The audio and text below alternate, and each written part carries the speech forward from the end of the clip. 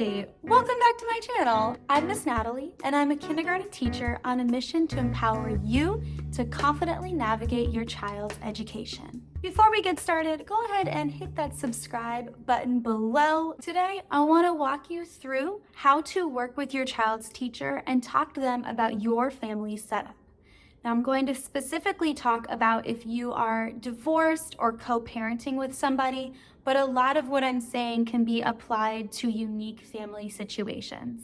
From the beginning of the year, it is best to be upfront and as clear as possible about your family setup. No matter how your family came to be, I am looking for some key information that helps me know how to communicate with your family. I have specific laws and regulations on how I can communicate with your family, who I can communicate with, and what I can tell different people. It is really helpful and important for me to understand who the adult key players are in your child's life so that I don't make a mistake and we don't end up in an uncomfortable situation. That said, you're going to have to look at your own legal situation. Is it clear using court documents, birth certificates, and other information who are the parents of this child? If there is another key person involved, such as a grandparent, get a piece of paper signed by a lawyer that explains that this person has a right to be spoken to like they are a parent or guardian. Now, on the other hand of this, if you have people that need to be kept out, you can also communicate that, and I would recommend over communicating.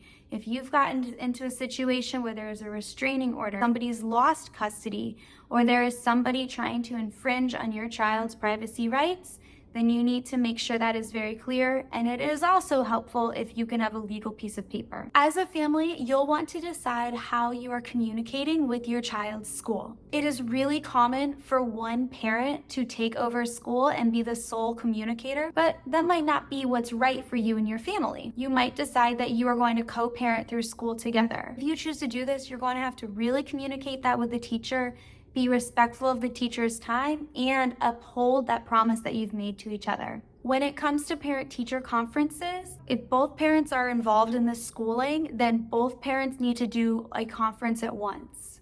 Now, there may be something going on where the parents need to meet at separate times, but parent-teacher conference time is an extremely stressful situation for teachers. It takes up a lot of their time. Teachers are often off the clock when they are giving those conferences.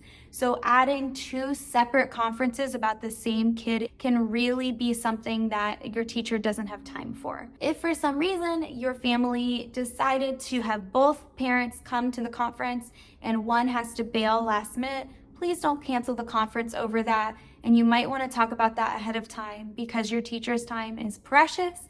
And even though you're trying to co-parent together, you have to remember that your teacher has 24 conferences to get through and very little time to actually accomplish that. If you haven't picked up on it yet, I am saying communicate, communicate, communicate. I can't tell you how many times I have spoken to only the mom, and then out of nowhere, a dad pops up in the middle of the school year and wants to know information. Like, who are you? What? That for me is incredibly intimidating and stressful because I now have to go run into the back room and I have to be checking birth certificates and information. I have to be asking around before I finally get the courage up to have to give the mom a call or contact and say, who is this random person I've never spoken to, nobody's ever mentioned before, just for them to say like, oh yeah, that's their dad, that's fine. Give us a heads up. We have to protect your child's rights and privacy, and we also want to be respectful to you. We never really know what's going on behind the scenes, and it can get everyone into some uncomfortable situations. When you are going through the divorce or figuring out custody, you can use school records or school information through the divorce process. Please don't make your child's teacher go sit in court. I've heard about this happening to families, and it is extremely uncomfortable for that child's teacher. But you can do things like pull attendance records, ask for copies of grades, especially if you are trying to show something like they come to school on time every morning when they're with me and they are late every morning when they are with them. I don't need to know why you're breaking up. I just need to know who to communicate with, where your kid is sleeping, and if I need to be worried about a kidnap situation. Now, if you want to tell me and let me know, sure, you can tell me and let me know. But in the end, that's really your business, and my goal is to make sure your child gets on the right bus at the end of the day. I know that it can be tricky out there, and I really just want to commend everybody that is navigating co-parenting, but I want you to know teachers have seen it all. So if you just communicate with us, we are ready to work with you and ready to help you have a great year. My name is Natalie. This is Primary Focus. Make sure that you hit that subscribe button below and send this video to one friend. If you have any questions about what it's like to co-parent, please drop them below. I would love to help out. If it's a little bit personal, you can always DM me on my Instagram. Thanks for watching. My name is Natalie, and I'll see you next time.